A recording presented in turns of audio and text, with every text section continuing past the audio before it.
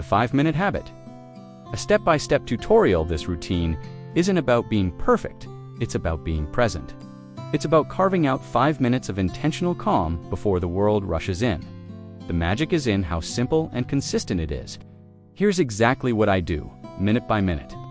Minute 1. Mindful hydration and gentle movement. First things first, I drink a glass of water that I left on my nightstand the night before. I'm not chugging it, it's a mindful act. I focus on the feeling of the cool water, just thinking about it, rehydrating my body and my brain.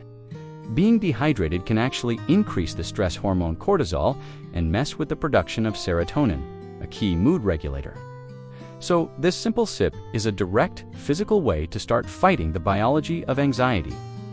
After the last sip, I stand up and do a really simple, gentle stretch. I reach my hands up to the sky, making my spine feel long. And then I fold forward and let my head hang heavy. Maybe I'll roll my shoulders or twist from side to side. This is not a workout, it's about waking up my body with kindness. Just a few seconds of light movement boosts circulation, eases stiffness, and helps release endorphins that can improve your mood right from the start. This first minute is all about reconnecting with my physical self in a gentle, caring way. Minute 2, grounding breath. For the second minute, I sit down on the edge of my bed or a chair. I close my eyes and focus only on my breath. I use a simple box breathing technique. Inhale for 4 seconds. Hold your breath for 4 seconds. Exhale for 4 seconds. And hold again for 4 seconds. I just repeat that for the full minute. This isn't just about relaxing, it's physiological. This kind of controlled breathing activates what's called the parasympathetic nervous system, which is basically the body's rest and digest mode. It acts like a natural brake on your stress response, slowing your heart rate and calming your mind. Studies show that even short bursts of this kind of mindfulness can reduce anxiety symptoms.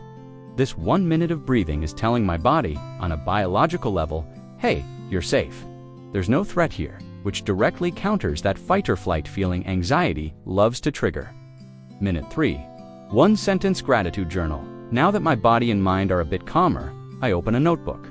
The goal here is to keep it simple and avoid the pressure of long-form journaling. I write down one single thing I'm grateful for. That's it. Just 1 sentence. It can be as small as, I'm grateful for how warm my blankets are, or I'm grateful I can hear birds outside my window. This tiny act is incredibly powerful.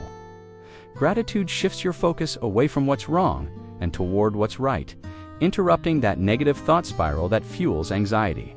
Research shows that a regular gratitude practice can actually lower cortisol levels and light up the parts of your brain associated with positive feelings, like happiness. By starting the day focused on one good thing, you're intentionally rewiring your brain for a more positive outlook. Minute 4. Setting a single intention for minute 4. I think about the day ahead and set a single, simple intention for how I want to be, not what I want to do. This is a really important distinction.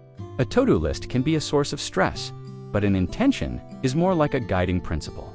My intention might be, today I will be patient with myself, or today I'll focus on one thing at a time, or today I will look for moments of quiet. I write this down right under my gratitude sentence. Setting an intention gives the day a sense of purpose and clarity, which helps cut down on that feeling of being overwhelmed. It becomes a mental anchor. Later in the day, when I start to feel stressed or scattered, I can come back to this single, gentle focus.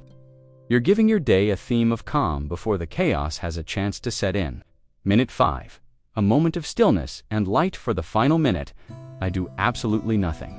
I just sit in stillness, with my hands resting in my lap, and let everything be. I'm not trying to clear my mind or reach some state of enlightenment. I just sit. For the last 30 seconds or so, I'll often walk to a window and just look outside. I don't look at my phone, I just watch the sky or the trees. This moment is about accepting the present without judging it. Plus, exposing your eyes to natural light first thing in the morning helps regulate your body's internal clock, your circadian rhythm, which can improve both your mood and your sleep quality down the line.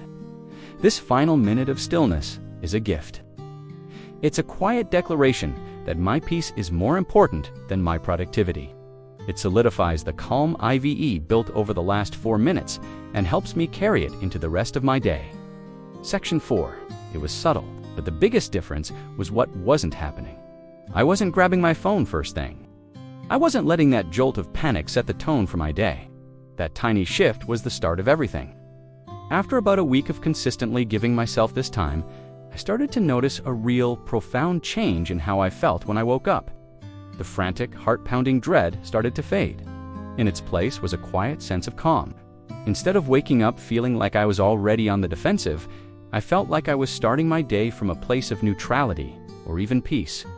The anxiety wasn't always gone, not completely, but it was no longer the loudest voice in the room. It was more like a quiet hum in the background instead of a blaring alarm. And this newfound morning calm created a ripple effect through my whole day. Because I wasn't starting from a deficit of stress, I had more mental and emotional energy to handle whatever came my way. I was more patient in conversations.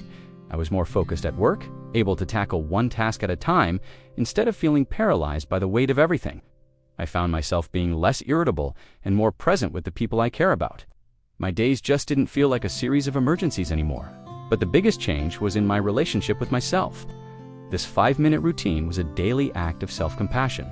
It was me telling myself that my peace mattered more than my productivity, that I was worthy of a gentle start. The frantic rush was replaced by a genuine sense of focus, and the morning dread was replaced by a quiet confidence. I finally learned that I didn't have to conquer my anxiety. I just needed to create a small, sacred space for peace to exist right alongside it, and that has made all the difference. Call to action and conclusion. If my story resonates with you at Olive, you know that feeling of waking up with a pit in your stomach? I really want to invite you to try this for yourself. Don't think of it as another thing you have to do perfectly. Think of it as a small gift you can give yourself each morning. The beauty of this habit is that it's almost impossible to fail at. It's just 5 minutes. I encourage you to try it for just 1 week. See how it feels to start your day with intention instead of reaction. You can adapt it, make it your own, and find what works for you.